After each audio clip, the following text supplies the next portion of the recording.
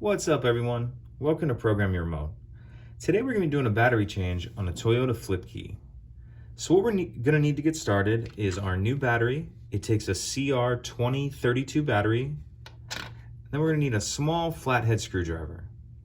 So the first thing we need to do is get the back cover off here. If you look down by the key ring and kind of look inside of it, you'll notice there's a little notch right here. We're going to put the screwdriver in the notch and just pry up like that. So we'll put it in there, pry up, and that'll get the back off. Then we need to remove this orange rubber seal right here. Now we can actually see our battery. And on the bottom, there's actually another little notch you can get your screwdriver in, and that just to help pop that up like that.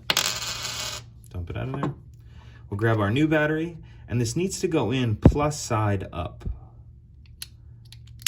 So we'll snap that in, put the seal back on, and then snap this back cover back on.